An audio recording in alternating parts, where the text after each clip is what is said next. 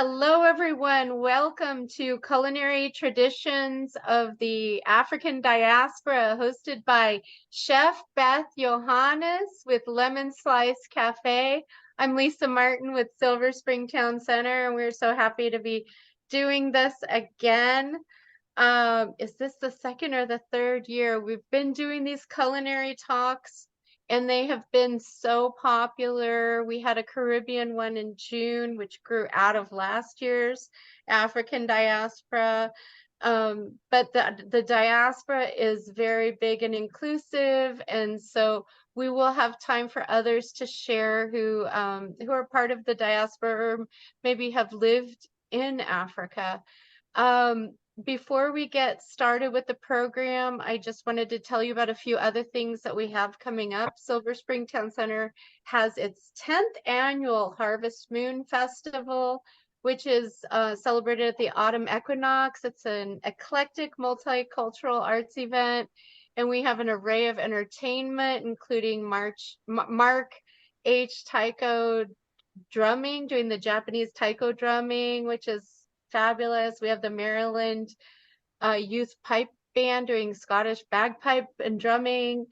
And we also have an Afro-Latin dance extravaganza on the plaza with DJ Bashata Larry, and Leroy will be leading dance instruction. And then for the finale, we have Sapan, the South Asian Performing Arts Network, leading another bound to be very exciting Bollywood wedding dance party. So come on out for that on Sunday, September 24th, 1 to 7. We'll also have an eclectic array of exhibitors and some hands-on art activities, and it's all free and fun for the whole family. We also have an array of other events coming up, including 2 special events at the Coiner Farm this Wednesday. We have Jim Deutsch, who is a folklorist for the Smithsonian, giving a talk about his very interesting career as a folklorist and curator for the Smithsonian, traveling the world. And that will be this Wednesday at 2 p.m. as part of our Sparkle program, which is presented in collaboration with Silver Spring Village. And then that evening, we're going to be back at El Golfo for a Beatles cover band, the Threedles, performing, and they're really excellent. So if you like Beatles music, join us under the stars at El Golfo's patio from 6 to 9. And also, we will be back at the Coiner Farm on September 20th for Under the Tree, Stories and Poems of Family Trees with poet and artist Neha Misra, who just finished several years of service on SSTCI's board of directors. But she still remains active in the community, sharing her creativity and leading us in these creative circles. All of our events are made possible with generous support from Montgomery County, United Therapeutics, the Arts and Humanities of Montgomery County, Maryland State Arts, Montgomery College, and many others. And now let's get to the program. I understand that it's the Eid of Ethiopian New Year. So Beth, born in Ethiopia, Chef Beth Yohannes was raised in a culture where cooking has been perfected over thousands of years and passed down generation to generation. Beth's love of cooking was inspired by her grandmother's love of the culinary arts at a young age.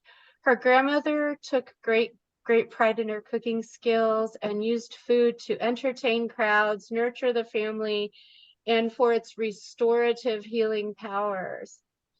After leaving her home in Addis Ababa, Chef Beth learned to cook professionally in the city of Bath College in City of Bath College in the UK and went on to receive a BA in hotel management from London South Bank University. Her life journey took her from Ethiopia to the United Kingdom, then to New York City, Texas, and finally Maryland, where she now resides. These vast experiences have allowed her to appreciate different cuisines, cultures, and ways of life. While in London, she co-owned an Ethiopian restaurant called Senke, its success leading her to cook one of her most popular dishes, Doro Wat, on a Channel 4 TV program called Food Files, Stews of the World. After gaining popularity in London, Beth went on to own a deli in Houston, Texas. When she moved to Maryland, she implemented a successful cooked from scratch lunch program at St. John's Episcopal School in Alney before opening Lemon Slice Cafe. I know many of you know Lemon Slice already at the corner of Colesville and Spring in downtown Silver Spring. If not, definitely go check it out for breakfast and lunch. She opened that Lemon Slice in 2019, and it continues to gain popularity in the area. Beth loves her community and tries to contribute in meaningful ways by getting fresh produce from local farms, participating with schools and internship programs, and teaching healthy eating with the African American Health Program in Montgomery County. And she is also a recently joined our board of directors for Silver Spring Town Center, and we're so proud to have her. And welcome to Chef Beth. Thank Hi, you. everyone. Thank you, Lisa, for the intro. Thank you so much, everybody, for being here. First of all, if there are any Ethiopians, Happy New Year. Tomorrow is our New Year.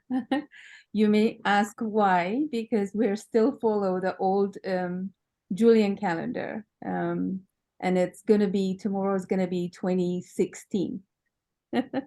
So you can all lie about your age. You can take it back by 8 years and say you can be younger. Okay, but tonight we're gonna talk about food. Food is something that we all have to do every single day, whether we like it or not. And food is where we nurture each other. Food is where we show creativity. Food is life, honestly. So I'm so excited to hear about each and every country here tonight, and have some delicious conversations. Throughout my travel, I found that we all have similarities. We call it different names, especially all Africans. We call it different names. We may have our own twist to it, but basically we kind of eat the same kind of foods. I will be looking forward how you season yours, and I will say a little bit about mine. As today is New Year's Eve. As today's New Year's Eve, at this moment in Ethiopia, everybody is cooking. Everybody is. You have the goat killed at the back, the chicken, the women's are cutting all the onions, the garlic is being peeled, the ginger, they're making bread. The whole country, you can see it kind of, you will see it looks like a fog from all the wood burning and everyone cooking at the same time. It's we celebrate New Year by creating a huge feast and inviting people into our house, going to other people's house. It's all about the food tomorrow. So one dish that we always, it's a must on a New Year day is dorowet. Most of you might know a little bit about dorowet, but dorowet is, chicken here we almost eat it on a daily basis, and we kind of take it for granted, I think. But in Ethiopia, you only kill animal on special occasions. The other times you eat the legumes, vegetables, and other foods. But when you kill an animal, it's usually for a bigger celebration. So tomorrow is when everyone will be eating some meat. Um, uh, I if you want me to talk about Ethiopian food first, or shall I start inviting other people and then jump in and then talk? What do you think, Lisa? Um, it's it's up to you. You could maybe mix it up a bit and uh whatever you think. Okay, You could talk a little about Ethiopian food and then okay, come back to a different dish. Tell okay. us what do So maybe yeah. Doro what? What is Okay, that? so Ethiopia is obviously one of the oldest country and very ancient, and the fact that we didn't have a lot of colonial influence allowed us to keep our culture and the way we cook intact. So I'm always fascinated by when I travel the world. I go to any Ethiopian restaurant and the menu is exactly the same. I don't know if you experience this. And I always wonder, is it because we lack creativity, or we don't like change, or is this something that we cooked centuries after century exactly the same way, and who am I to change that recipe? So we have um, Dorowet, of course. We eat um, uh, beef, chicken. Usually we don't eat pork because the two main religions in Ethiopia are either Muslims or Christians, and pork is not something we eat at all. But chicken, beef, lamb, goat, all of them are cooked in so many different ways. So dorowet is a dish that you eat dorowet not for the chicken, but for the sauce. So it takes over 8 hours to make dorowet. You start with a lot of onion, and that's where I think any Ethiopian woman start cooking with onion. You have to buy tons of onion. A pot full of onion. You cook it by itself with no fat for hours and hours until it disappears. When you think it's cooked, you have to cook it for another 2 hours. So, and then New Year's Eve is usually where young girls, when I was little, I will be given my own chicken and I will be taught how to portion it properly. You can't just cut the chicken the way you want to. There are 12 pieces and they have to cut precisely. And certain pieces goes to the husband, certain pieces goes to the wife, certain pieces goes to the kids. So there is tradition even in the parts of the chickens that you cut. So you have to make sure that you have to cut them the right way. So there are 12 pieces. And that's every year from a very young age, you will be given your own chicken, and then you watch your mom or your grandma or whoever is preparing, and you learn how to cook it. Cooking is not for women, in my generation at least, was not a choice. You have to learn to cook because you're judged by how good your food is. and and especially if you want to get a husband, definitely you have to learn how to cook. So New Year's Eve is when you learn how to make New Year's Eve, or any other big holidays, is when the eve is when you learn how to cook properly. So you cook that onion for a long time until it disappears almost and becomes a roux, a sauce. And then you add in the garlic and the ginger, and then you cook that in, and then you add in the berbere and the spices, the different spices, and then but while you're cooking the onion, the chicken is portioned, washed thoroughly, and soaked with a little lemon and a little salt. And I think the salt and the lemon kind of tenderize the meat and also gives it some flavor.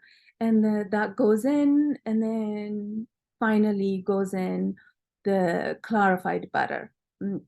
We don't eat butter raw. We always cook it, clarify it, and season it with herbs and spices, mainly an Ethiopian cardamom and a herb that I haven't found in America yet. It's called koseret, but you can find it in Ethiopian groceries, but I've never seen it grown here. So, and once that's done, you will have the egg boiled, and the hard-boiled eggs will be peeled, and you will slit them with a knife all around, and then before you put them into the dorowet. The reason why you slit them is to get in all the sauce, the butter, that spicy, nicely cooked chicken sauce will go in, and that would be served with injera. And usually there will be a farmer's cheese. We call it ai. You know, every culture has its own cheese. So we make our own cheese from milk, and it's served with that. And of course, other dishes as well. That, especially on a holiday, there will be so many different dishes that will be prepared to accompany the dorowet, but that would be the one dish that everybody will be looking forward to eat and enjoy. So with that, I mean, I can come back and talk more about other foods, but let me invite Isa from Sierra Leone, if she can share some wonderful Sierra Leone food with us. Okay, thank you, Beth. As you were talking, it just struck me that we already have some similarities. Yeah. It talks about certain pieces of the chicken that go to certain people. Like, wow. Yes, I mean, in Sierra Leone, when I was growing up, it's the feet. The feet will go to the children, and the neck will go to the person that slaughtered the chicken. So I'm going to start though. I mean, I love food. I just absolutely love food. But when I think about traditional foods, I become very nostalgic because I think about my childhood. I can recall even now the smells, the different smells of the different foods that were being cooked, over the fire or over the charcoal. I could hear the bubbling sounds of the soups and being cooked, and just the sheer beauty of all of these different soups in the pot when it's all said and done. But one thing that I vividly recall is as a child when I came home from school one day, and after I've come, under the blazing sun, hungry, and I would come and my grandmother would be cooking rice over the firewood. And she knew I was hungry, but then the rice was not completely cooked yet. So what she would do, she would tell me that she was going to scrape. She said, I'm going to scrape the top of the rice for us. And so she would skillfully do that and put it in a bowl. She had to scrape because the juice of the rice would still be at the bottom of the pot. So she would scrape that, and then she would add a little bit of palm oil, which would instantly just melt. She would add palm oil, and then she would add a condiment, which is very local to us. It's called kenda. It is one that you pound with smoked fish, pepper, and a fruit that's called locust. It's very labor intensive, but it's very good. And then she would add some peppers, like Scotch bonnet. She would add that. And it is a simple meal, but it was very delicious. Very delicious. So we'd eat that. Would eat with what my grandmother would call our natural spoon, which is our fingers. She would say spoon. That's your spoon. So we'll just eat from the same bowl, and we'll just enjoy it. And I have really carried this tradition to my family. And one of my sons, Amani, he was very receptive to it. And so even now, we all live here in Bowie. I mean, we would eat from the same bowl and add generous amounts of kinder and just enjoy that food whilst we were talking and laughing, just bonding time. And now I'm just going to go fast forward to my parents' house. In my parents' house, there were certain foods that we cook on certain days.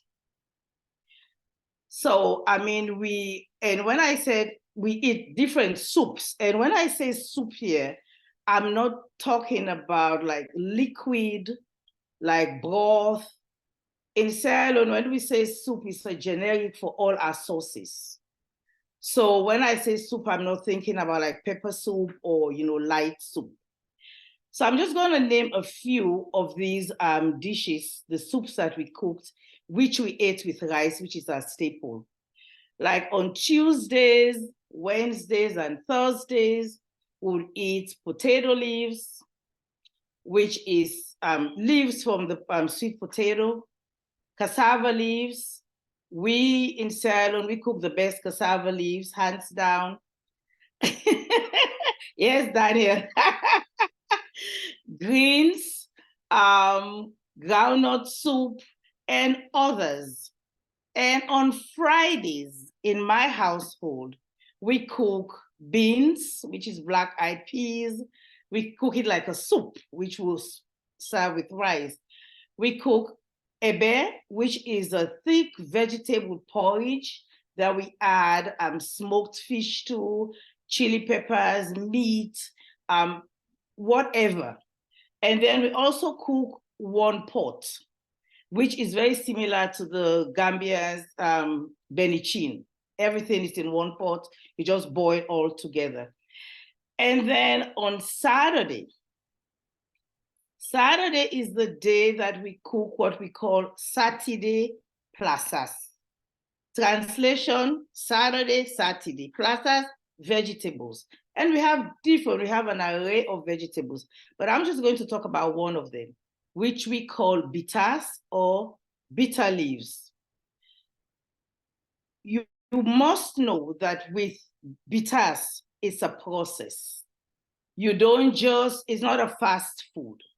So we start the preparation from like Thursday. When my mother comes home with bundles or bunches of bitters, my heart will drop because I know how much work that is going to take for that bitters to be transformed into what we can eat on Saturday. Because on Thursday, we start pounding that bitters. We'll pound it in a mortar with pestle. We'll pound it until my mother will tell us that it is sweet. Sweet doesn't mean sweet. It means that until it has no traces of bitterness. So we'll pound until sometimes our palms are red. And then we'll continue on Friday. And then on Saturday is when we'll finish cooking. Then we'll cook the bitters. My parents, my mother will cook the bitters. And afterwards, we will eat, we will devour. I'm telling you, devour that bitters with our fingers. And it was so good. We'll eat it with fufu. Some of you are familiar with fufu. We have different kinds of fufu. But for Sierra Leone, we usually cook cassava fufu. And cassava fufu also is another one that you have to put a lot of energy into because you would have pounded the fufu prior to Saturday. Add some water, add some lemon juice, and you keep changing that water until it is clean, what my parents call clean. And so on Saturday also is the day that we cook our fried soup or stew for Sunday, because in my household, we didn't cook on Sunday. So we had to cook on Saturday for Sunday. And we would, like Chilean, we would jokingly say that in that fried soup, we have all creatures, great and small. And literally we did. We had beef, we had chicken, we love pork. We have the pork's ears, we have the pork's tail, we have the feet, And it was so good. And this same type of stew is what we would eat with jollof rice. Jollof rice, we all know, it cuts across the West African region. We'll eat that with jollof rice. But this stew, by the time it's cooked and it's cold, it's taken into the house. I am telling you, the smell, the aroma just fills the house. It settles like in our bedrooms as if it's teasing us, torturing us, because there is no way we can touch that fried soup until Sunday. And then on Sunday morning, we'll eat the leftover fufu and bitters before we went to church. That was our breakfast. The leftover fufu and bitters. You know, I said to myself, no wonder why we slept in church. Because we slept in church, because we were so full. So, and then after church, we'll come home with anticipation to eat that fried soup with the one chicken foot for a child right at the top, and we will eat all the way around the rice until we get to that one foot. And then we'll eat with utmost relish. We loved our food. We enjoyed our food. And so I would say that the traditions of our foods, our traditional foods, have been passed on. Because even here in the diaspora, even here in the United States, a lot of homes cook the same food, but we are not restricted by Monday or Tuesday eating different. We eat the same food.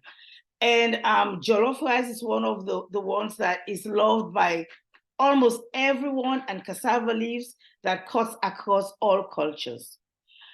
I would like to add, though, that some of those foods have been modified because of health reasons, health concerns for some people, but we still do eat the same foods.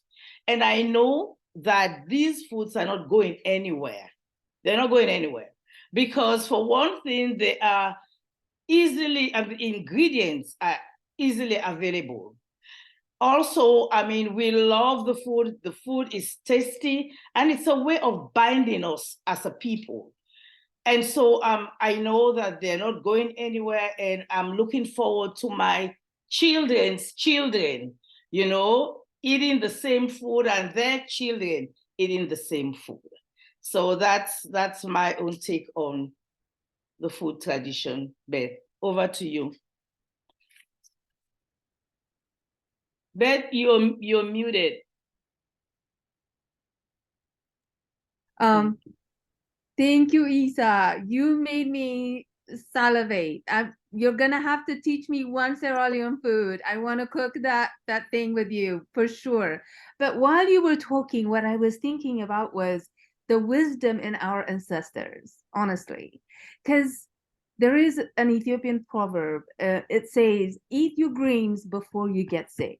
Mm-hmm. You know how greens are antioxidants and how much nutritious they have in our body, and how our ancestors, even the bitter one, they will make it, you know, they will cook it to a place where we can't stop eating it, just like you were talking about. So there's so much wisdom in our ancestors, and I see one of my passion now is to study how our ancestors eat, and maybe we should start going back, not, you know, like all these modern foods that we're eating are the one that's making us sick. You know, if we start eating like our ancestors, can you imagine how healthier we can be? So I think that's what we need to pick up. We need to research what in each food is. I'm sure there are, like, I know there is a book called How Not to Die, and every time I open a page and start reading, and I see my ancestors' wisdom in that book. That book is written now, but all of my ancestors' wisdom is in that book. Why we're eating the way we're eating, why we're eating ginger, why we're eating black seed, why, like everything is in there. So maybe it's time for each of us Africans to see what's the wisdom in our food and how we can pass that to our future generation. And you also talked about eating with your fingers, and I think that's a very intimate experience. We never eat with a fork and knife, and eating with your fingers is respecting that food, you know? So that's also something that connects you with nature, connects you with your food, and you appreciate it when you pick it up with your fingers and put it in your mouth. So sometimes people can see it as not being civilized, but I see it as, I mean, we eat burger with our food here, with our hands here, right? So it has nothing to do with that. So I think all of those have meanings and a lot more wisdom within them. So we need to look into them and work more. I don't want to go too far from Sierra Leone. I'm going to call on Daniel Karoma so that he can add on it before we forget about Issa's salivating food. So Daniel, here we go.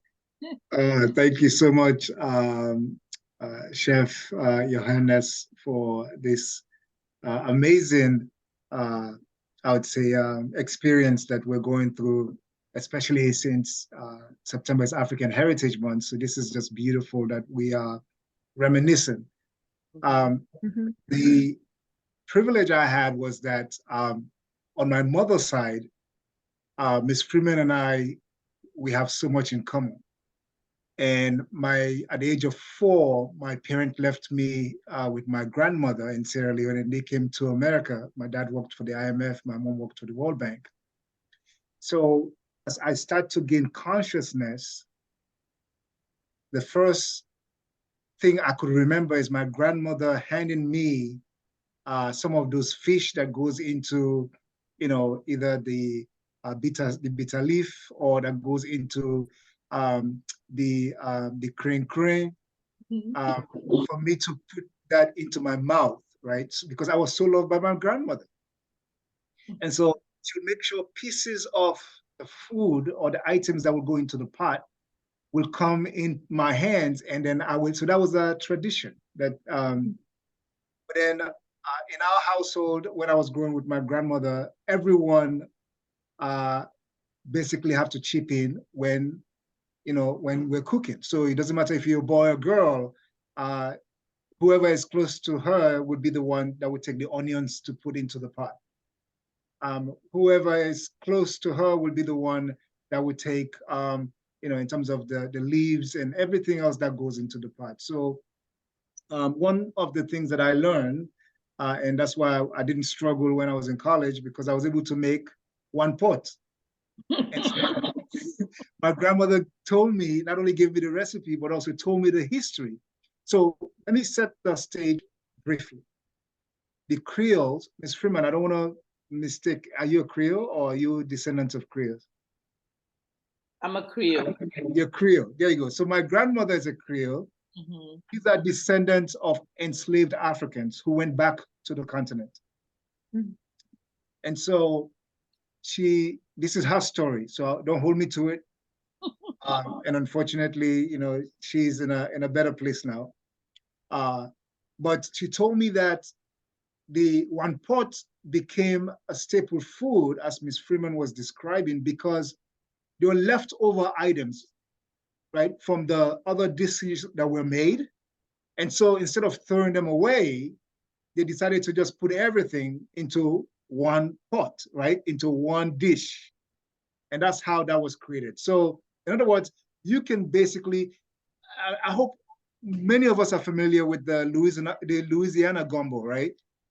So the Louisiana gumbo is the equivalent to the one pot for Sierra Leoneans, especially if you're a Creole descendant, if you come from the enslaved Africans who went back to the continent. So I learned that from my grandmother. Again, it was one of the most simplest food to cook because you can put anything in it, right? As my grandmother would sometimes say, you can even put your food in it, right? And so it's easy to make. And the ingredients are very simple. I know Ms. Freeman went through some of them. The basic would be, of course, onion, garlic. You get some tomato sauce. You get some. I like the spicy side of it, so we'll get some what we call cayenne pepper. And the blessing of that is that the hottest pepper in Sierra Leone comes from where my father is from, which is Kabbalah. So they call it Kabbalah pepper.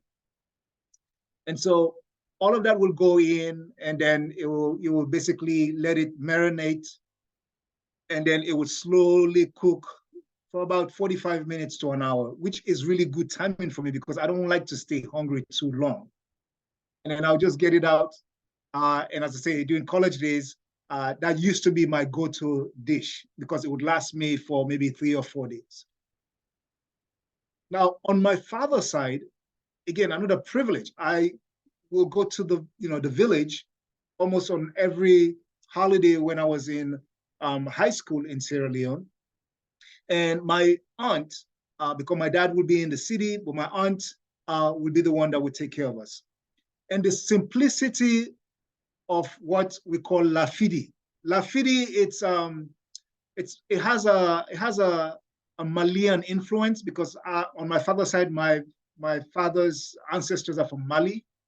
And so they came through the river Niger. So you find out that my last name, Koroma, exists in many West African countries. Because after the Malian Empire, after it became after it was dissolved, many who were there started to migrate into different places. So apparently the Koroma started they used the Niger River and came, and my ancestors on my father's side settled in a place called Kabbalah, but in a specific chiefdom called Dian chiefdom. And this lafidi is one of the most simplest food that you could really have. So they have these garden eggs, they have pepper, again, not the cayenne pepper, but these are the actual pepper, and they'll beat that with some of the other spices. There's something called magi. Maybe some of you know them. No magi. Magi, it's like a seasoning, and Sierra Leone is very good.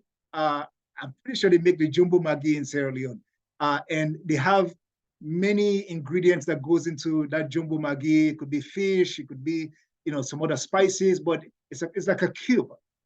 And you will basically beat, you would basically pound the see, you got me talking Creole already. We say beat them, no, so but I say pound. You pound it, and then from there you have all those vegetables together, and then you cook rice, just plain white rice, and then you add those vegetables on top. And so the rice actually heats up the vegetables and all the other spices that are on top of, and that's what lafidi is of. Now, we eat that in the morning, because when you eat lafidi in the morning, all what you have to do the rest of the day is just drink water. You don't need to eat any other thing.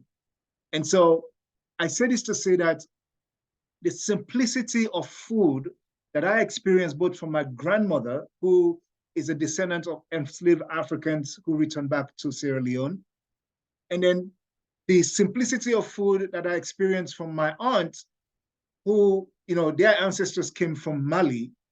It was one that was so enriching and one that influenced my life and my family's life till this day. So thank you so much, Chef Yohannes, for allowing me to tell this story about not only my family, but also why I still love food. Thank you.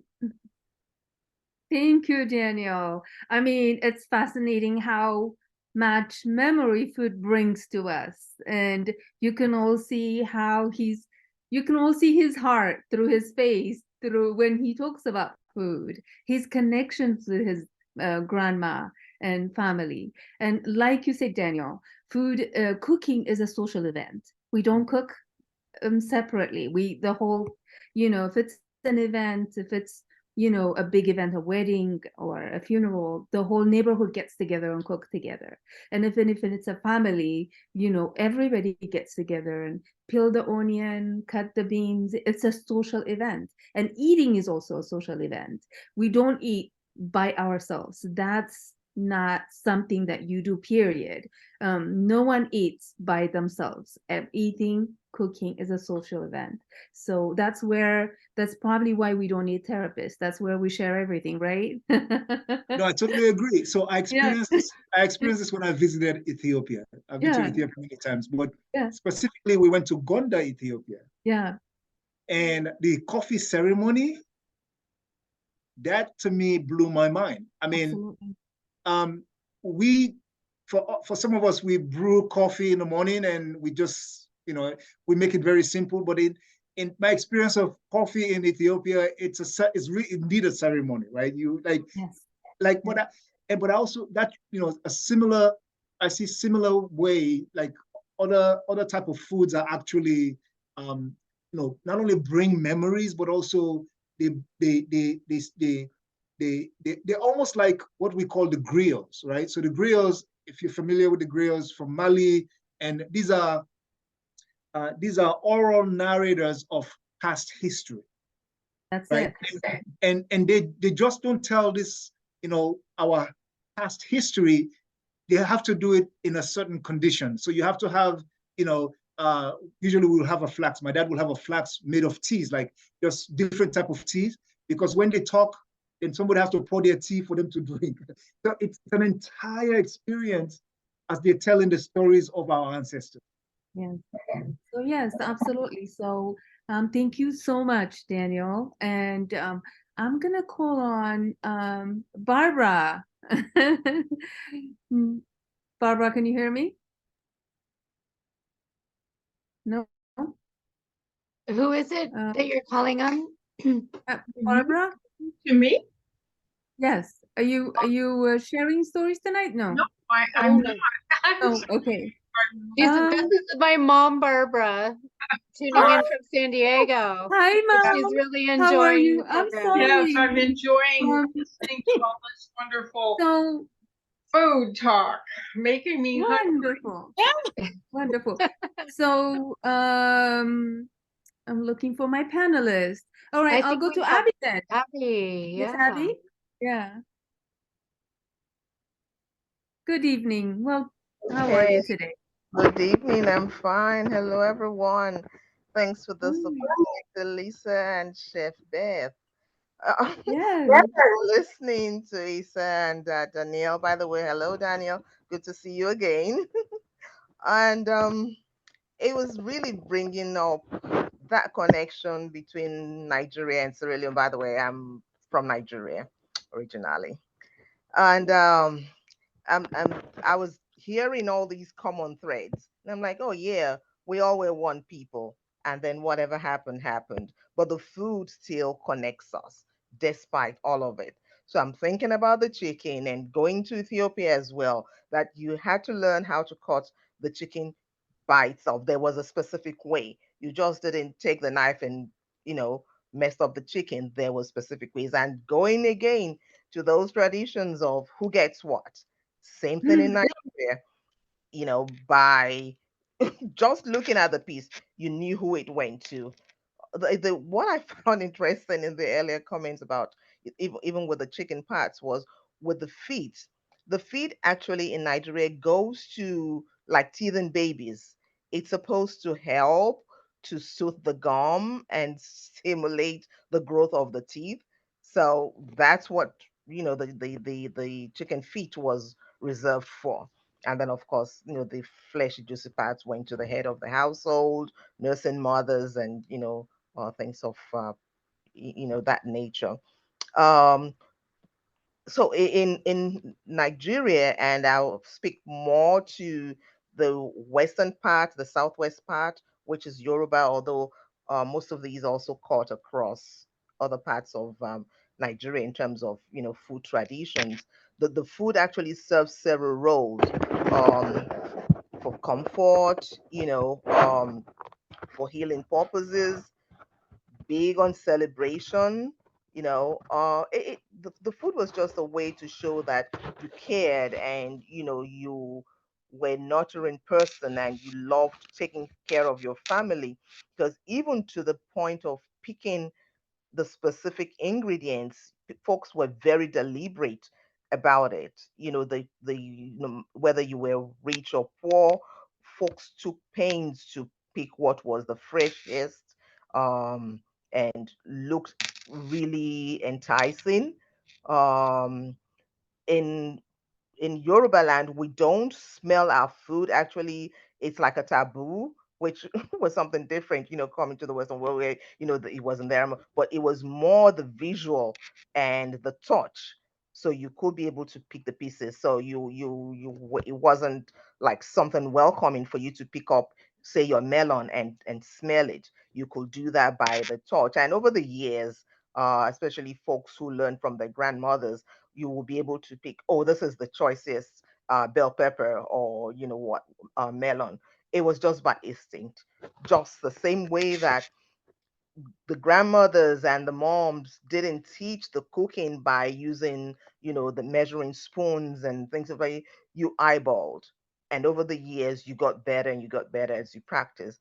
And like Daniel was also saying, it wasn't restricted to just the girls. It was whoever was available, which really came in very handy as folks, came to the diaspora, because then you didn't have to depend on, having a wife or whomever for you to be able to feed yourself.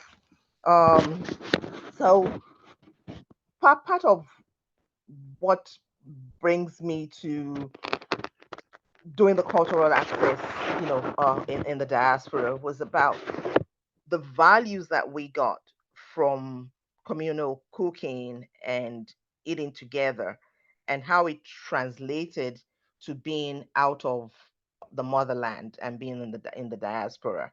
Say, for instance, when someone gives birth, there's certain foods that they must have that's prepared for them.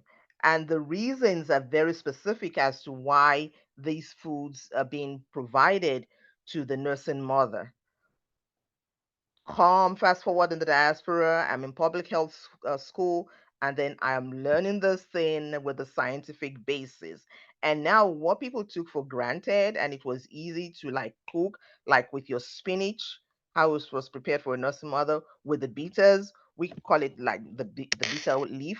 It's the native name is ewuro.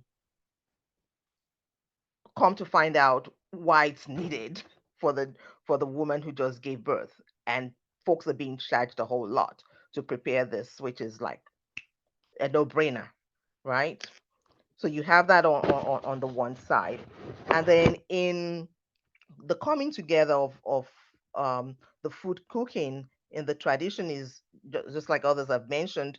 When we sit around, it's that sense of family in sitting around to eat our food after it's been cooked.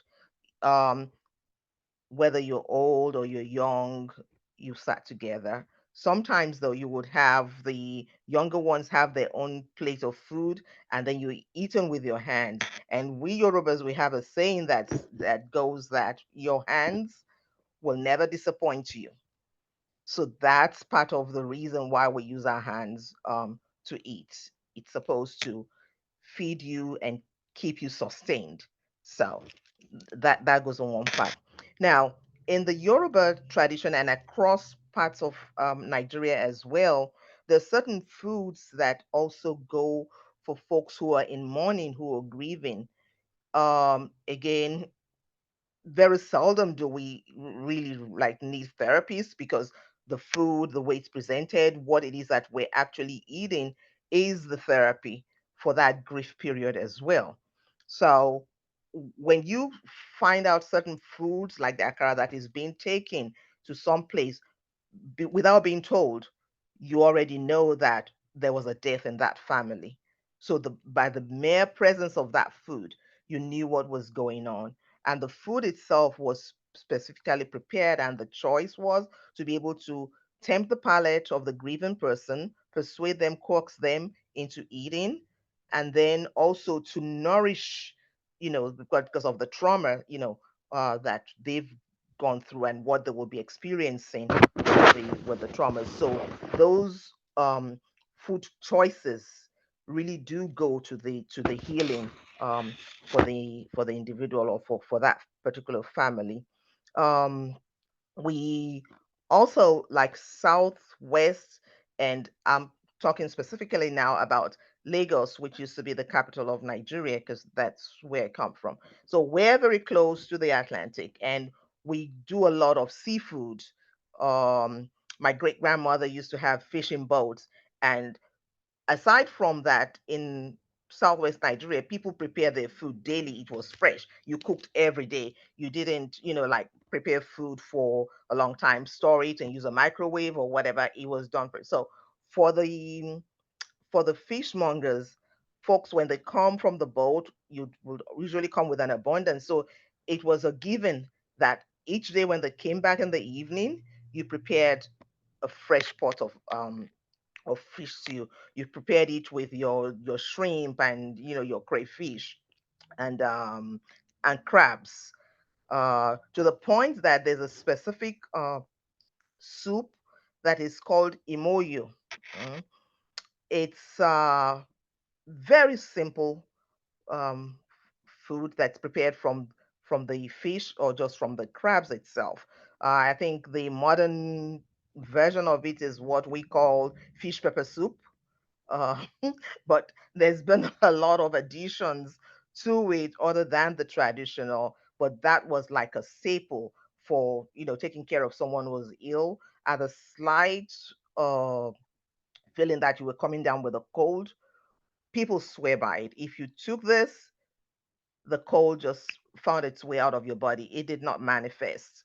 It's also used for, like, for healing with mothers who just had babies, and these are supposed to be also nutritious, and because they had the vitamin C, it has the iron, the potassium, all of those were put in with the ingredients. And I'll share a little bit about some of the ingredients later, as we go along.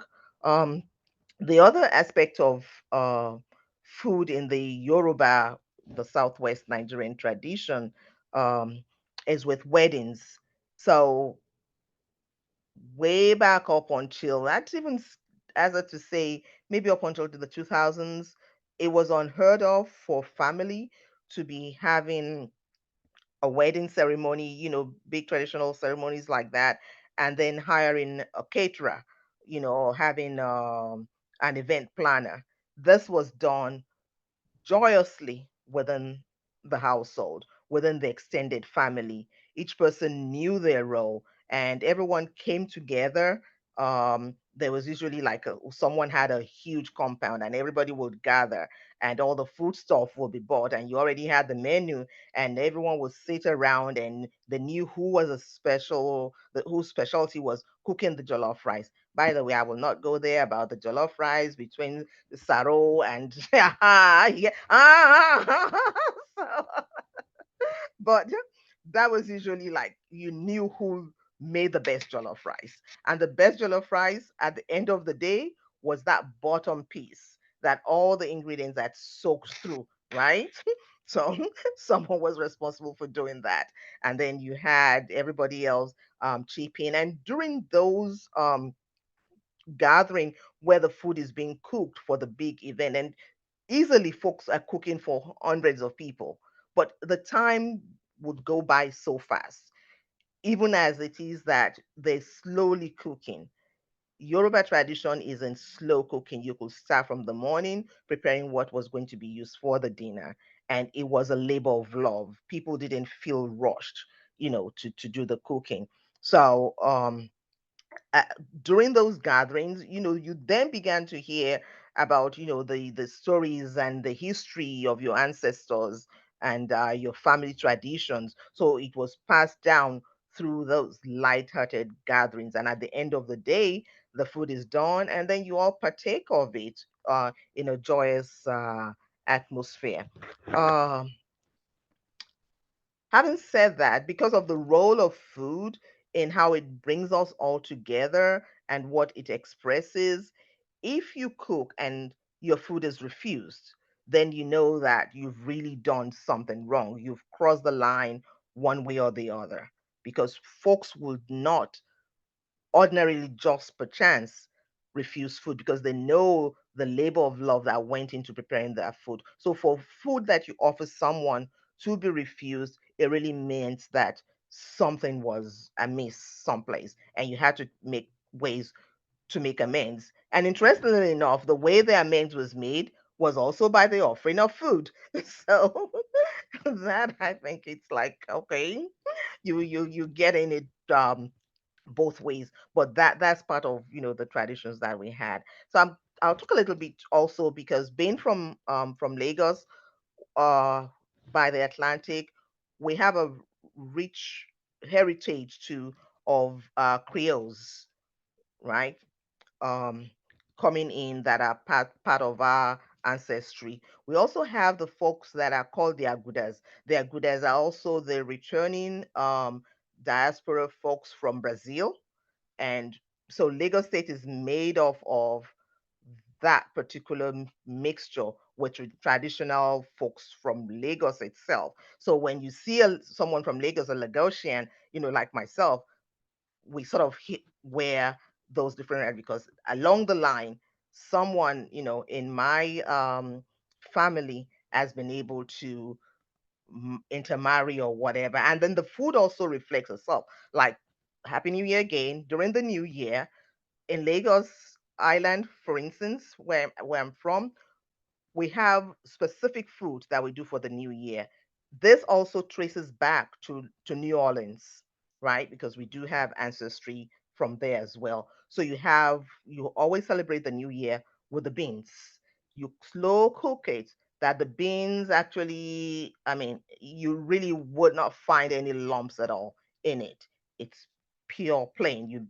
Do it with a coconut. They all have significance as to what you're wishing for in the new year, and then it's supposed to be eaten with fish. I think that tradition also goes back. So, and then you make the pepper sauce, which again, I'm seeing traces of Saro in that as well, in how that pepper sauce is made.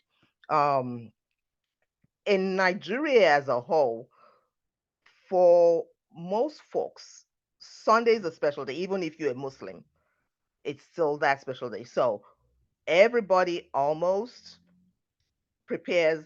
You can all you can say, I bet that house this is what they're eating for lunch or what they're eating for dinner, and you'll be right. It's going to be rice and chicken every Sunday. That's the Sunday dinner. So that's another tradition that sort of binds us across, the different Nigerian tribes, and also with some of our sisters and other West African states. So I did say I'll touch a little bit about the imoyo, which is the fish pepper sauce that they call it now. But my dad really loved it with crabs. Him being also from Lagos, in the south by the Atlantic. We have very similar to what it is in Maryland. I don't know whether that was part of what initially attracted me to settle in Maryland, but the crabs, huge Dungeness crabs, really sweet. And this was what was used in making that pepper sauce. So the main ingredients were the bitter leaf, right? You have a spice called iru. Mm. The English translation is locust bean. I don't know if anyone is familiar with it. It actually comes in the seedlings. It's soft. It refrigerates very well in this age. Back then, without the refrigeration, all you had to do was put a little bit of salt, and it just stayed. It's fermented, actually, is what this locust bean is. Smells horrible, really horrible, but oh my goodness. You put even the smallest bit of it in a soup and a stew, it just transforms what you're cooking. You don't have to use, and I beg your pardon, Daniel, Maggie. You don't need Maggie when you have Iru. It just brings out the natural taste and flavor of the food. Um, so you just have to get past, that smell, and your food is going to be amazing. even for the novice chef, Iru makes a huge difference. So usually you would, also use it for like your spinach stew, for your food. Lemongrass is one other staple. Ah, okay. Yeah, I would assume it would be in Sierra Leone too. Yeah, and then of course you can't go without your garlic and your onions, because our people did realize also that these help, with heart health, for your blood pressure and things of that nature. And then a little bit dash of basil. Again, you eyeballing, right? Um, the different portions that you're putting in the food, and then your ginger and your bay leaf. Bay leaf, just be careful, with the middle stem, and then also not putting too much so it doesn't turn the sauce bitter. Again, it's about the slow simmer and the cooking of it. While all that is simmering in the pot, just a dash of oil is what is needed. It's more the water, because you do need that to hydrate, for the person who is ill or the nursing mother. Then you would use any type of hearty fish, catfish, fillet for the tilapia, and you rinse those out with lemon. One thing that I found quite interesting with how the diaspora has been able to navigate this is, back in Nigeria, southwest Nigeria precisely, to say, your meat, your chicken, your fish, our folks would clean it to, pardon my expression, to nonsense. They would really lemon, vinegar, salt. They would scrub that piece of meat and chicken until it came out spotless. That's one of the things you learned as a child. If you did not do a good job, you were sent back and you had to repeat the process. So, um, and then once that's clean, then you would put a little bit more of the seasoning. Very, very little salt is what's needed, and then add it and just let it simmer up, and there, voila, you have this nourishing broth like divine meal, that's very nourishing to the body. um Let me see what else with our traditions. I think that's, yeah, that's about it for now. I'd be happy to take any questions or explain further, but I'm grateful for this opportunity. It's actually, uh, doing that reminder to me that we're all one piece of fabric.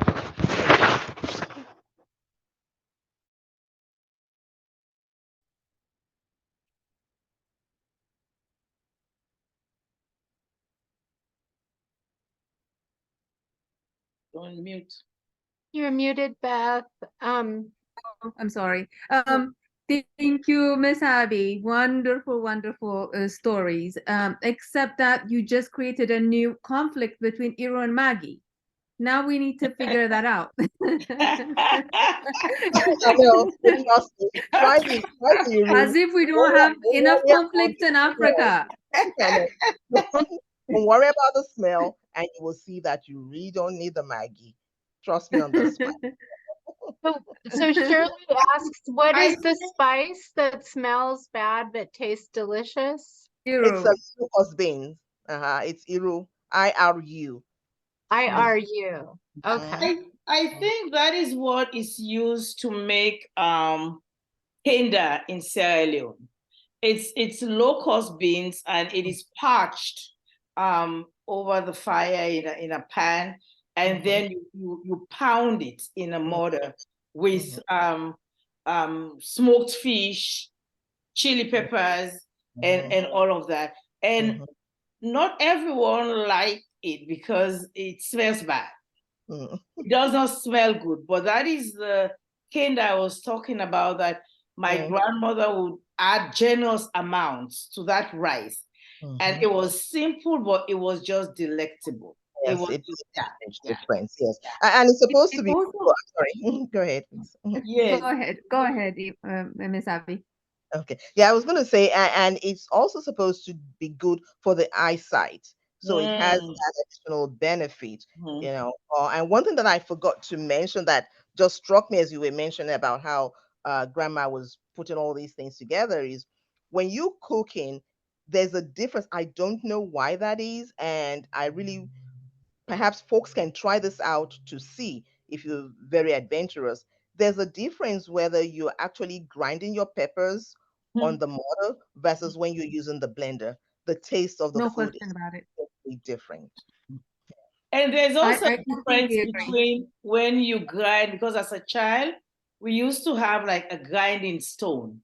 It was a flat stone, and then there was, we call it the mother stone, and then you have the child stone. And that is the one you hold onto your hand and you put your dried chili peppers and sprinkle a little bit of water, and you actually grind that down into a paste. Yeah. And then you add ogiri. Daniel, I think you were thinking Yes, we have ogiri. ogiri also. Yes, but our ogiri is made from fermented sesame seeds.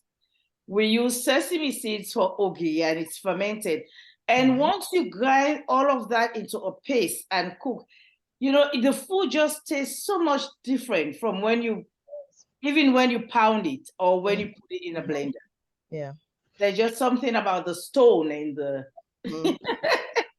and the Mhm. pounding.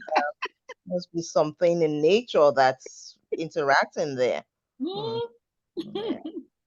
Yes. Mhm. So even though you talked about your memories, your experiences, and the different kind of dishes, I still find myself so many similarities from the communal eating, from the daily preparation, from the participation in cooking, from even, the fermentations, is that when you talk about Iro, it kind of reminded me of how they make soy, and they ferment the beans, and that's how they make soy. And soy is have that umami that seasoned our food, so that we have that delicious flavor. So even though we're separated by geography, I think this is a proof that we're all started somewhere and we're still, doing it list from like you talked about not having a recipe, and none of us grew up with a recipe. None of us. We learn how to cook. We actually learn techniques, and you grow up and you make it your own by adding your own flavor. Even though the food is called the same. I don't know if it's the same in where are you from, guys, but in Ethiopia, my dorowet is distinct from my house than your dorowet from your house, because I cook it with my own creativity and my own way. Even though it's the same dish, your mom dish and your mom dish is different. Do you have that experience as well? Okay, you guys Yes. are muted. Yes. Yes. Yes. So yeah, so and the other thing I picked up was we cook on a daily basis. We don't cook and freeze, or we don't cook and refrigerate. So you go to the market in the morning, you come and you cook and lunch. And if you miss lunch, it's gone. There is nothing. You have to wait until dinner. It's changing a little bit now. It's not economical to cook, 2-3 times a day, but and especially with refrigerators, but it's always good. And the other thing I picked up was, of course, when you grind something on a food processor, you put a lot of air in it, so that affects the flavor. And when you grind it with a stone, it keeps its integrity and its flavor. So yeah, you're right there. Okay, so many delicious conversations. I love it. I want to challenge all of you to think about a dish that you eat on a daily basis that benefits your health, you know? So if we can, think of something that we eat on a regular basis that's in your diet, and what effect does it have on your health? And then maybe we can go back and share those. But now I'm gonna go to Benin. Shanti, maybe you can share your wonderful delicious memories, and then we can. I'll pass it on to you. Hello. I think Shanti might have stepped away. Okay, I'll So go to, maybe we can go to Peter. yeah, we can go to Trinidad, Tobago. Peter. Hello, Hi, Peter. from Sierra Leone, Ethiopia, Nigeria, down to the Caribbean. That's it. Awesome. We all connected. Think of the world as Pangea still. We all rooted in our own way of cooking. I'm from the Caribbean, as you know, Trinidad and Tobago. I grew up harvesting and harvesting.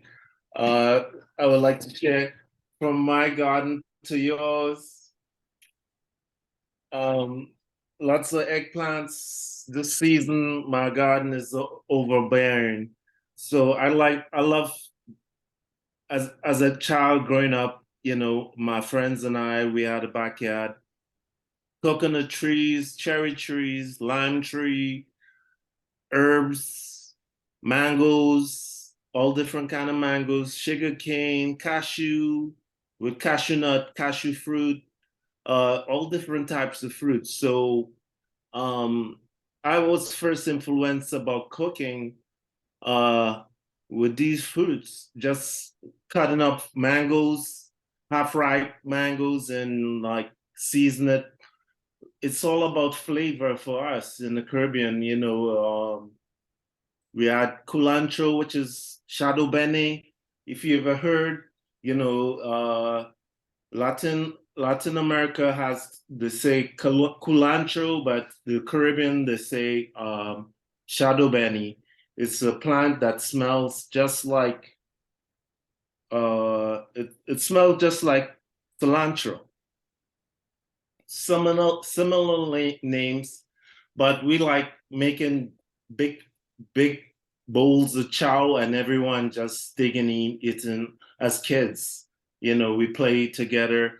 We may make so when I say chow, we make a chow is something like a salsa, but without the avocado. And we make it nice, spicy. We like spicy.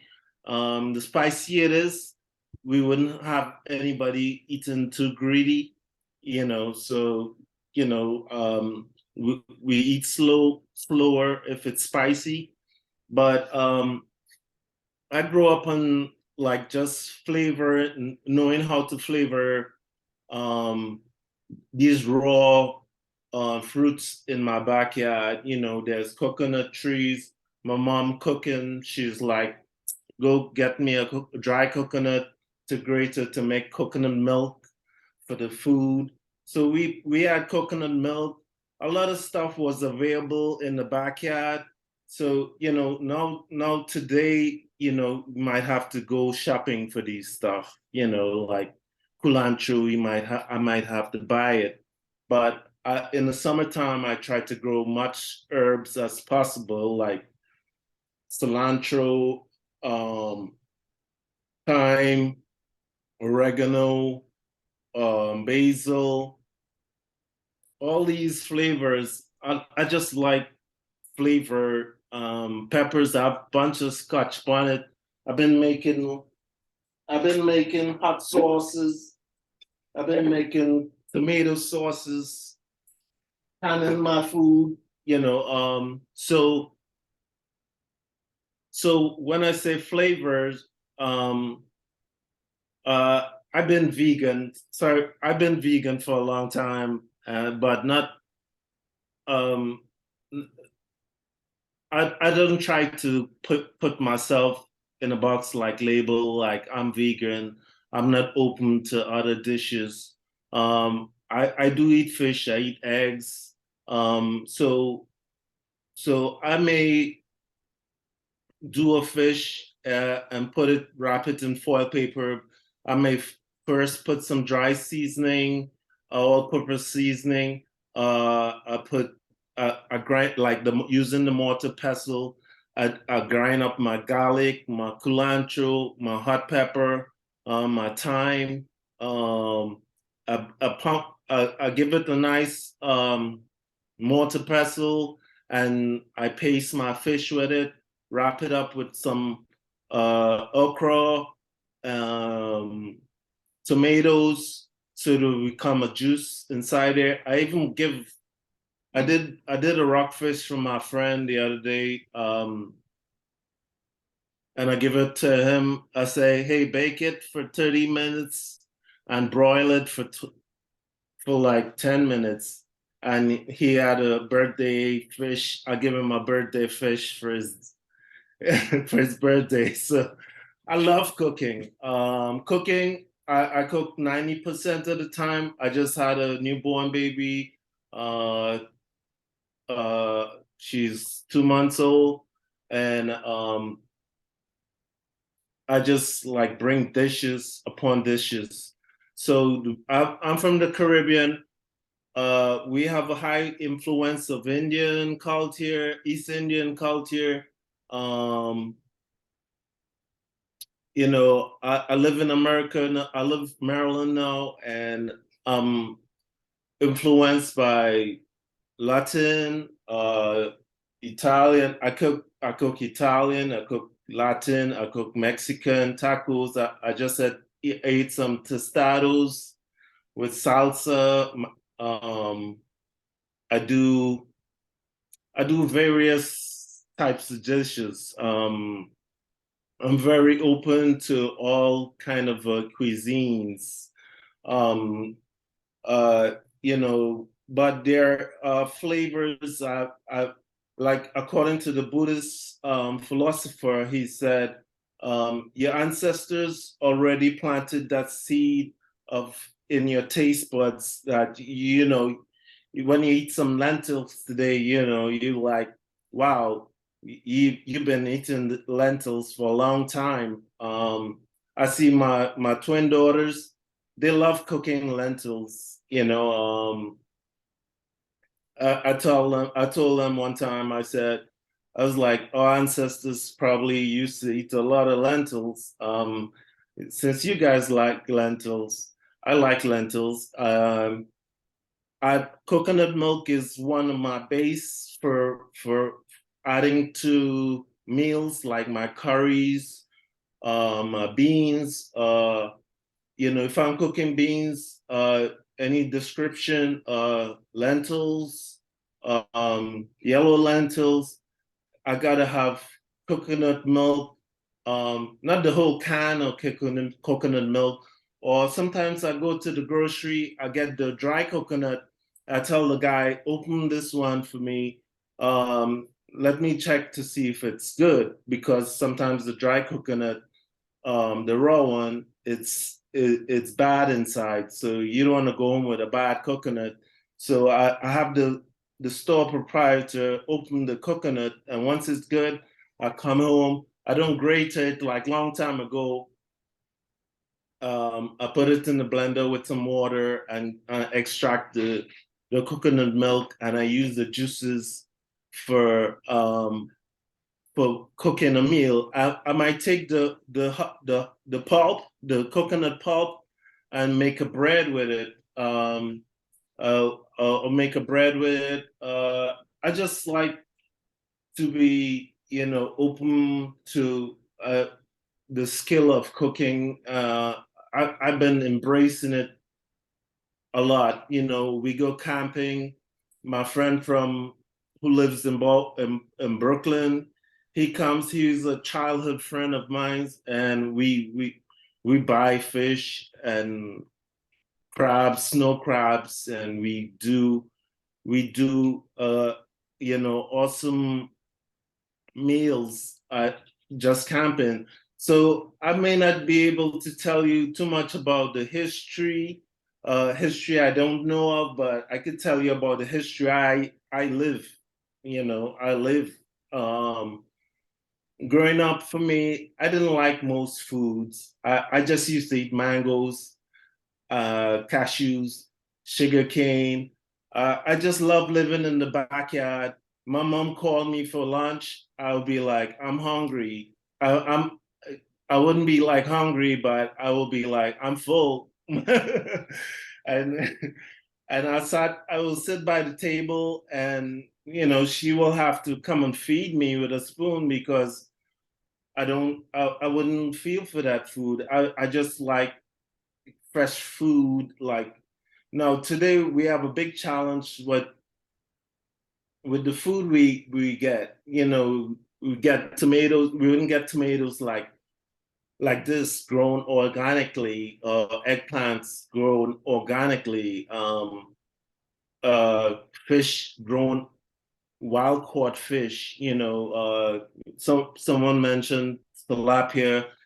Farm raised. We got to be careful about farm raised food that's harmful for us, harmful to our bodies.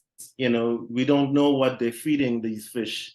Like one guy told me, he was like, go to the store, they have fresh fish. I saw they have some tilapia swimming around, like half dead. I was like, I don't want to see food like being tortured before I eat it. I want food to be like wild caught, not farmed too much. You want to eat eggs that's free range, the fowls, the chickens running around, being happy. You want to eat that kind of food. Food for me is like energy. You guys mentioned like it brings a connection. When anytime I go in by my in-laws, I go by the Fish Wharf, DC. I go Southwest DC to buy my fish. Like I get my favorite fish is like pompano. It looks like a piranha, but it's nice and solid. I get the rockfish. No, my favorite fish is the red snapper. So all that is just locally realistic, for me to get. I no longer live in the Caribbean where my dad, I respect the times my dad used to say, hey, get the van ready, we're going to fish. And, we go fishing like 3 times a week, or every Saturday we go fishing. And not to say we need that was just a sport for us, for my dad. I discredited the time being with my dad fishing. He also liked hunting. I couldn't stand to see animal die like that, but I'll see a fish jump out the water, and yeah, that's okay. But but my dad liked these things. He exposed me to the wildlife outdoors. I discredited the time, how he never really my dad wasn't a person who like spoil me with like money, with things. He just showed me what to do. As a kid, I was doing fixing electrical, fixing refrigerators, using my hands. He take me to fish like every day in the week. And sometimes it's raining, I'll be like, mommy, it's raining, and she will be like, talk to your dad. I was like, okay. I would go fishing, and sometimes I'm pulling like red snappers this size. I know today I had to pay $9.99 a pound for red snapper. Like almost $30 for a red snapper. I was like, man, if I could go back to that time, you know, I didn't know how much I had, you know, growing up. We had all the fresh food. We wasn't hungry. You know, we had yuca, cassava. We growing turmeric. We growing. We have sugar apple. We have fruit. We have avocado. All different types of mangoes. We used to go crazy off of food. Fruits was a currency. You know, money wasn't a big deal for us growing up. Mango tree, you have a mango tree, that will cut the deal. You know, in the meantime, we were jealous of America with Michael Jordan's, you know, but we had it all. When I tell my friends about the life how I grew up, they'll be like, man, you had it made. You know, I was like, I thought you had it made. But it's all about flavors, and you know, I might do a pad thai for you. It's all about my version of you know, my version.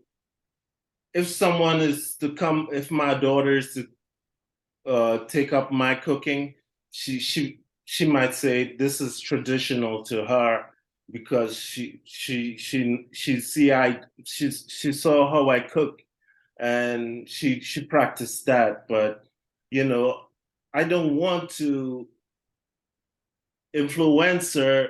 I don't want to influence anyone on how I cook, but everyone should have their perspective. Everyone come to live their perspective, and you know, you can make, like according to Beth say, every household have a different hand. You know, it's all depends on your hand. You have a different flavor. Sometimes you want to taste someone else's hand, and you know, with a dish you like, and it comes out different. It's all it's all about unity. You know, food brings the unity. I go to my in-laws and they say, hey, take over the kitchen. I was like, I don't want to disrespect anyone, but you know, they say take over the kitchen. They like my food. They'll be like, this is so tasty, this is so good. They like my hot sauces. They like, you know, they'll be like, to do a business, you know. I do parties in my backyard. I invite people. When people come to my parties, they could have a full meal. You know, it's not like finger food. It's like it's rice bowls with beans and cilantro, salsa, fried mahi chunks, and they feel good. You know, they feel good. They feel connected. You know, it's the generosity. You know, my heart pours out in my food, and I can't eat alone. As Beth say, you know, you can't eat alone. I can't eat alone. Every night I have to share a meal with my wife. You know, that's how I roll. I would do takeout if I have to eat alone. I hope my message reach most of you. I try to convey my story. It's my story. Nobody else's story, but my story. It sounds wonderful, Peter. Honestly, when you talk about the mango and the papaya and the, you know, all the fruits and the coconut, and you just took me there, honestly. And you also talk about the different herbs. you Oh, know. yeah. And here, when we think about herbs, we think that little parsley that goes on top of a dish as a garnish, you know, or we sprinkle it somewhere. The Oh, herbs are, you know, our medicine, yeah, honestly. yeah, And yeah. usually we eat the herbs, we usually put all the herbs into our seasoning. You know, Yeah. they're mashed, they're dried, they're, you know, they're powdered, and they're in our chili powders, they're in our, you know, we use them as seasoning, but they're not only seasonings, they're also medicinal values. That's our Medicinal. healthcare system, you know. So For example, my sister came from Trinidad. She spent 3 weeks with us, and she only eaten my food. So she was like, you know what, my knee don't hurt anymore. I was like, inflammation. I was like, you know, exactly. so your food is your medicine. You know, Yep. It's our healthcare respect it. system. Yeah. You know, you You might do. think it's expensive to go get the stuff you need at the grocery store, but it's more expensive to go to the doctor Yeah. to get some advice from someone to Yeah. save your life, you know. So Yeah. Especially in the summer, you know, we can just put in as many herbs as possible into our salads. That will build our immune system, you know, yeah, and we yeah. can eat them in so many different ways. I make a cilantro lemonade, you know, Oh, nice. or ginger turmeric lemonade, and if you eat them, you drink them. Those herbs build your body and make you stronger for Yeah, the winter weather. Like, so if you eat well and nourish with those fresh herbs during the summer, you don't have to worry about so many little illnesses during the winter. yeah. So, I'm 51. Last week I turned 51. oh, you look 25 at most. You're doing good. Oh, You're doing thank good. you Thank so you much. so much. And if any one of you would like to meet Peter, he would be at the CKC farm doing magic with that garden. So please welcome and join us at the Thank you, farm. Beth. Thank you, Beth. Actually, this coming Thursday is the third Thursday of the month. So there's music, there's food, you know, Yeah. everybody's welcome. So, and Peter is a big part of that farm. So thank you so much for sharing all those wonderful memories. You took us all the way to that heaven I for a will, little bit. I will come out with my book soon. Yeah. I'll write my book soon. We'll be looking forward to it. He's also an amazing artist, so that's a lot there. So I will go to Shanti if she's there, and if not, let me see. Shanti? Okay. So I don't think she returned. I think she okay. had to log off. Okay. All right, that's okay. The one spice I want to talk about when it comes to Ethiopia, and that is literally consumed on a daily basis by everybody, is berbere. If it's a chili powder. It's made with a lot of spices. Again, a lot of herbs and a lot of spices. It has more than 16, 17 different kinds of spices, and it has onion, ginger, garlic, turmeric. It has black seeds. It has cardamom. It has cinnamon. It has cloves. It has everything. And berbere is eaten on a daily basis. And when I think of all those spices, I think of, okay, this is my daily vitamin, you know? Even though I eat it as a food and I enjoy it, like we make paste out of it and we just use it as a condiment. We make sauces out of it. We just use it in so many different ways. And we eat it, and it's eaten in every single house. It's house prepared, so it's a staple in our diet. And I honestly believe that I go back to my ancestors again and say they're genius in coming up with these kind of spices that we crave, and our body craves it because it needs it to protect itself. So that's the one thing, because I think I say that's the one thing. It's because it has everything. It has from ginger, from turmeric, from all the different spices, and all those spices you get them in a micro dosage on a daily basis. And I just honestly amazed by how they came up with this system, and that's still here nourishing our body, and I'm sure will go on living in the future. And anybody in the audience that would love to share anything African, if you've lived there, if you have friends, if you're passionate about a single African food, I would open the space for anybody that wants to come and share. Beth, before you do that, can you tell us how you make your cilantro lemonade? Oh, It okay. sounds so delicious. Oh my goodness, cilantro lemonade is so delicious. The only thing is you have to eat it, you have to drink it that same day. So I pick the leaves and the young stems as well. Okay. And I will put that in a blender with a fresh orange juice.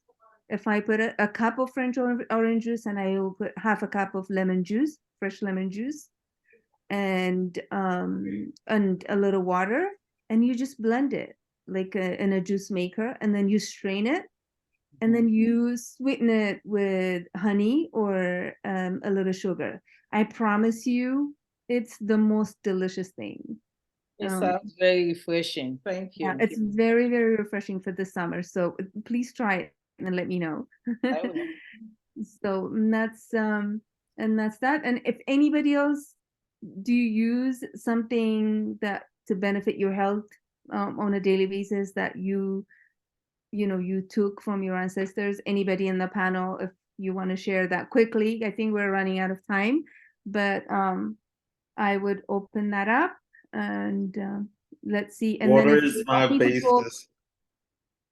I say water is my base. Yeah, water, of course, without that goes without saying. Water is life. Yeah. So anybody else? And if anybody wants to ask questions, if you want me to talk about another dish, I'm more than happy.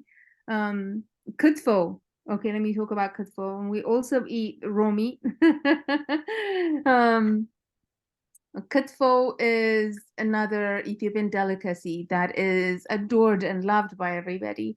Kutfo is made from a very lean, 100% lean red meat, and you mince that with hand, like in a very, very small, fine pieces, and then you heat up a clarified butter, and then we use mitmita. Mitmita is a chili powder that is spicier than normal, and you heat up the clarified butter with that chili and a little bit of cardamom, and then the minced beef needs to be a room temperature, because when it goes into the butter, so that it doesn't make the butter so it needs to be a room temperature. So you put that in the butter, and you quickly toast it until every part of that meat is covered with clarified butter and the chili powder. And again, it's a preference. You eat it, some people eat it raw, like without it changing its color, and some people eat it medium, and some people eat it rare, and some people eat it well done. But it's a dish that is completely adored and loved by every single Ethiopians, and it's one of the dishes that would go on the table for sure.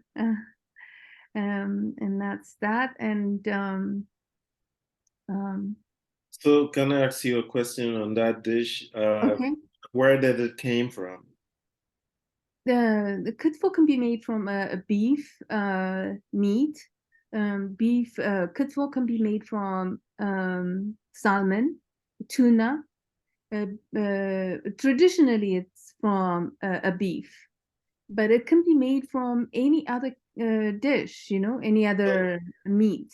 I've made it with salmon. I've made it with tuna. Equally delicious. I think the seasoning is what matters. So yeah, it's just, again, it's learning the technique, and then you can substitute and make it your own by putting your own ingredients in there.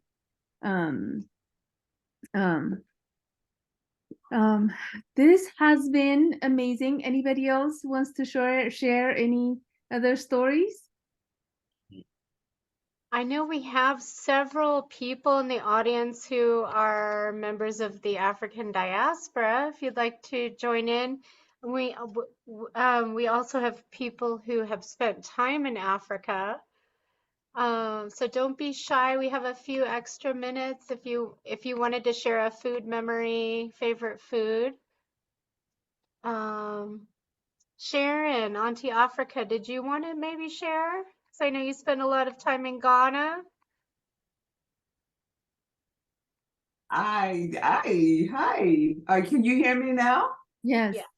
Okay. Oh, this has been so wonderful. And let's see. Okay. And I am so pleased to share with so many of what I consider my sisters and brothers across from the Atlantic who came here without panic, unlike many who did come here involuntarily. Yeah. But I really love the stories you told. I was just making some little notes. My favorite food is, and I travel to Ghana as much as I possibly can.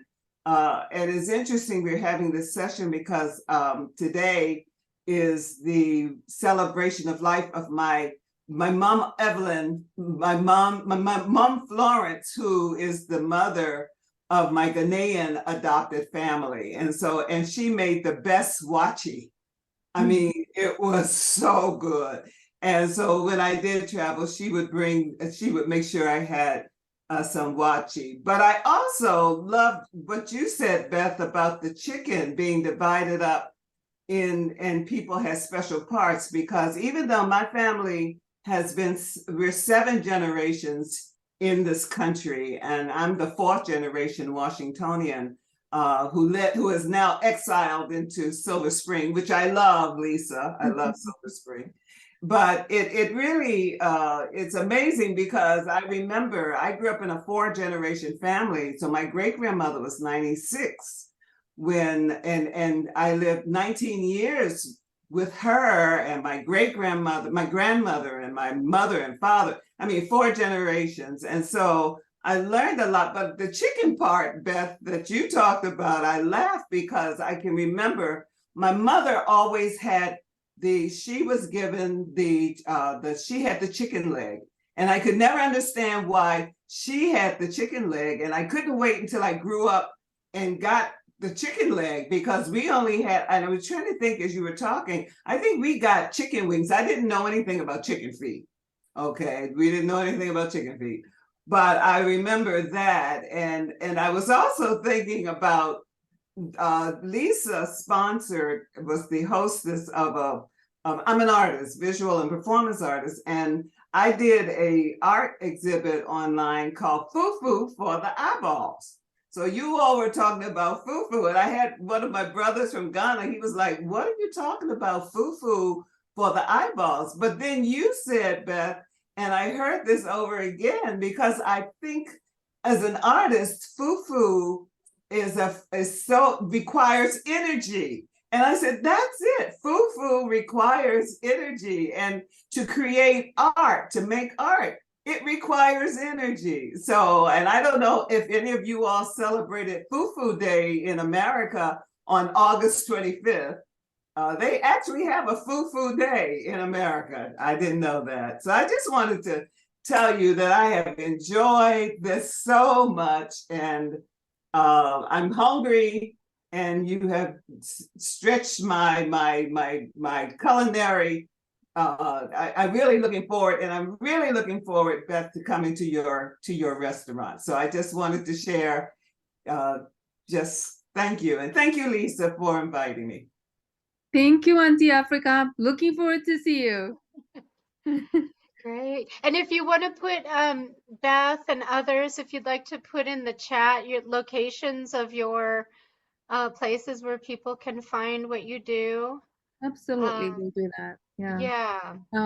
The one thing I must say is in Ethiopia, the way we eat is, so there are, especially how I grew up, the Christian tradition is there are 365 days, 255 days are Lent days, which means you become vegan for those days. But those days are divided throughout the year. So there is a month Lent here, there's 2 months before Christmas, there's 2 months before Easter, there is a month in the summer, there's 2 weeks, you know, but and also we don't eat, we become vegan Wednesdays and Thursdays, Wednesdays and Fridays. And again, even though it is structured through religion, I always think of it as, again, how genius my ancestors are.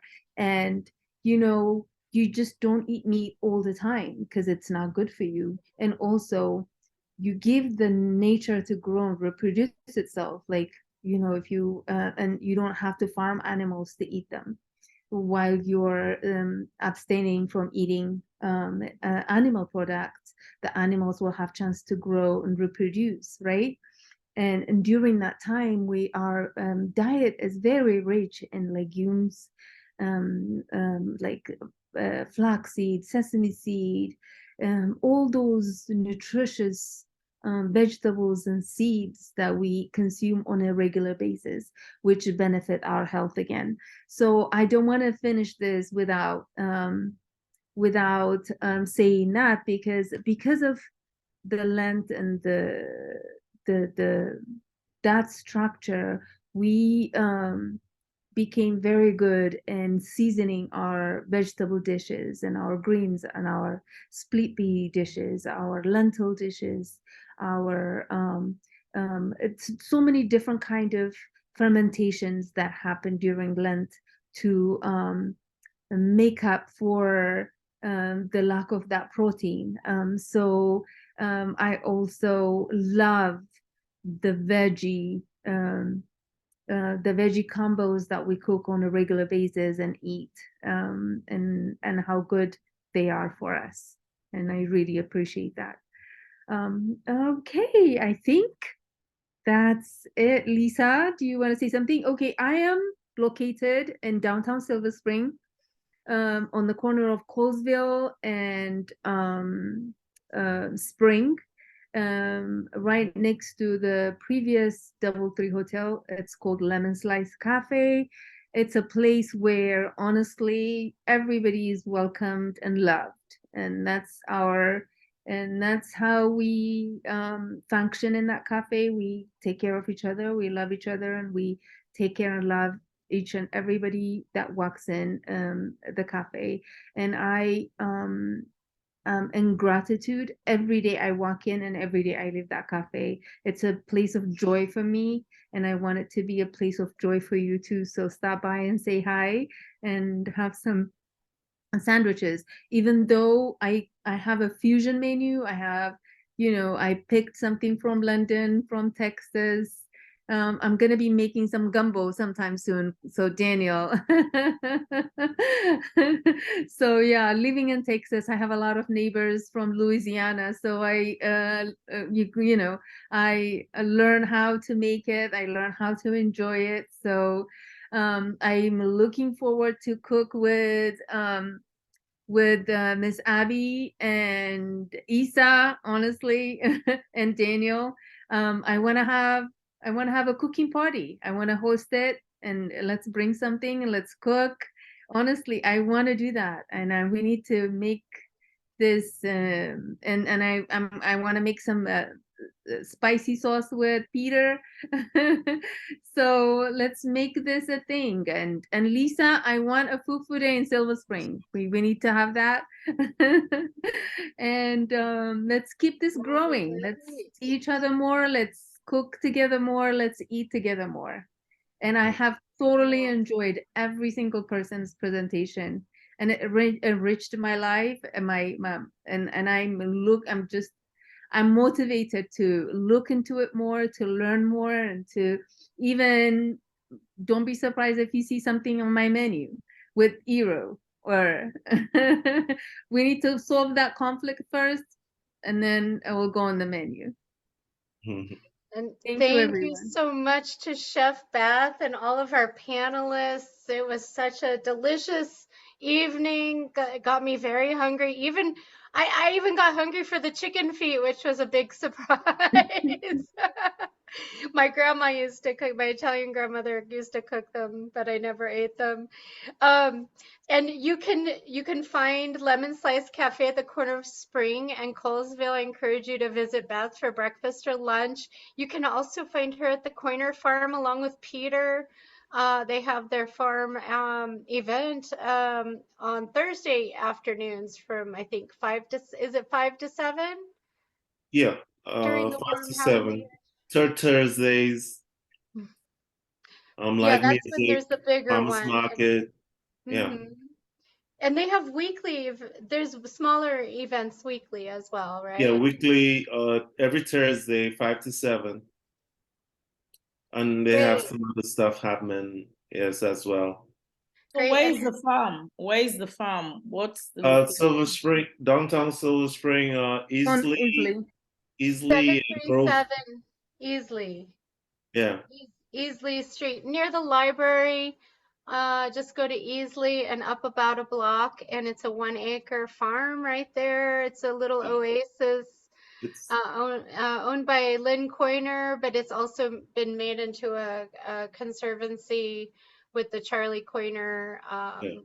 farming, and they allow us to host events there as well. We'll be there on this Wednesday at 2 o'clock for our Sparkle program with Smithsonian curator Jim Deutsch, and then back again next Wednesday from 5 to 7 under the tree, stories and poems with eco artists, local poet, and climate activist Neha Mishra. So join us on both Wednesdays coming up at the Corner Farm. Among other events, we'll also be at El Golfo if you want to eat some good Latin cuisine with us on Wednesday evening, 6 to 9, with the Beatles cover band, the Threedles, performing. So join us, please. And thank you again to everyone for joining us and sharing your amazing food memories and paying honor to your own families and ancestors. We have so much to learn from them all. And everyone have a wonderful rest of the evening, and we look forward to gathering again with you soon. Thank Thank you. you. It was a Thank you, pleasure. everyone. Thank you. Bye, everyone.